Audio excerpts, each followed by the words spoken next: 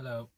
This video is going to be about pop psychology, and I'm going to go by psychobabble's terminology.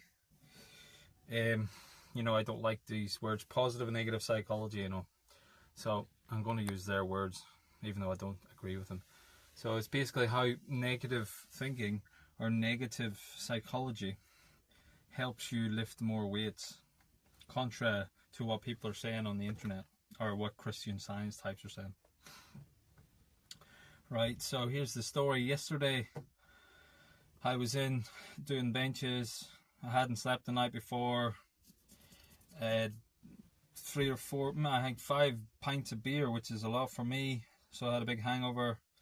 A hangover plus no sleep, dehydrated, in a new gym, testing it out. The bench was really low, so I wasn't doing it in my normal way. Everything was weird, right? So my physiology wasn't prepared for lifting, but I went anyway.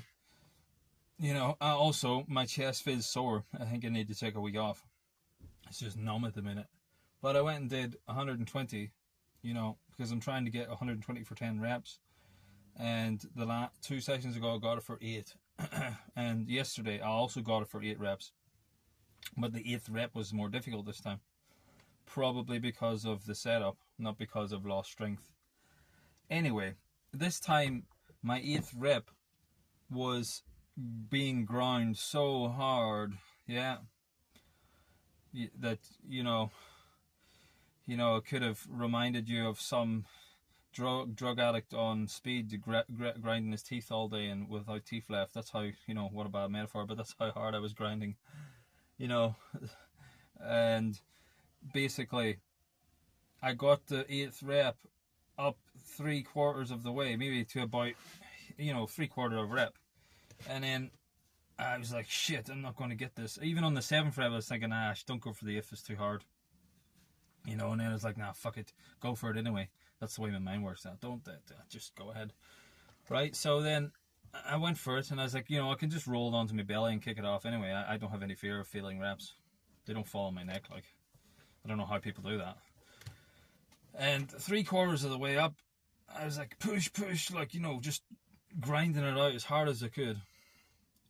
But, it stopped. I reached the sticking point, and it was going to fall down on me. And I was like, shit, I'm going to have to put it onto my belly. And then, what happened next? Fear. A real, genuine fear, not fake fear, not this affirmational crap. This belief in belief crap that people, the Americanization, that's not real belief, that's not real thoughts, that's just a code. So real, genuine fear entered my head, and it was like panic, like not conscious thoughts, like unconscious, instinctive fear entered my head. And when that entered my head, I genuinely believed that I was going to be trapped under the bar, So then my body just took over itself, and it started to move again. So it wasn't until I felt negative emotion, the fear of something bad happening to me, that my body kicked into overdrive, helping me lift the weight. If I had been, I had been in the rep thinking, just push it through. It was just conscious, let's go through with it. That would be called positive thinking. That's what I was doing, but it wasn't working. Genuine fear is what got me through the rep. And that happens all the time, like. This probably happens to people that are just not conscious of it. Like, this is why fear is one of the most powerful emotions. And, the whole modern Protestant Christian Science mindset, this mind cure mindset of positive thinking, is a destructive religion. It's fake, but fear is not good or bad. It depends what the object of fear is. If my fear was of something good for me, then that's bad. But my fear in this situation, the object of my fear was damaging me. So the fear's object was survival. Yeah. Whereas other times, people's object of fear is death. Like, they're afraid of health. Yeah. So the fear, while it's defined as a displeasing emotion, or a repellent emotion, that's what they define it as. But it depends on the goal. This is why emotional theory is nonsense. In that moment, the fear's goal was survival. So that means it was a good, virtuous emotion.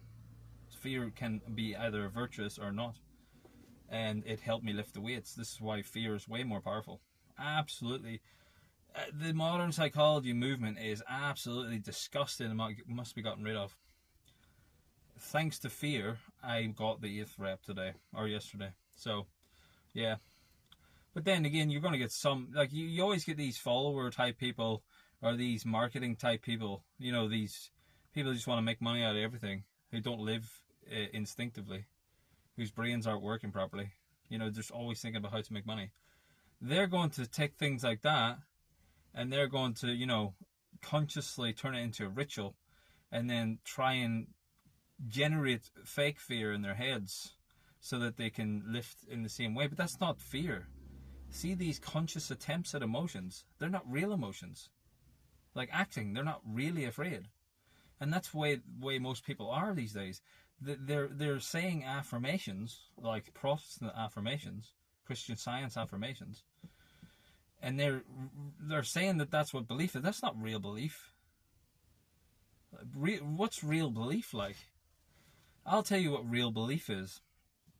Real belief, yeah. I'm changing topics, like, but it's related. So, yeah. Yeah, maybe this will be another video.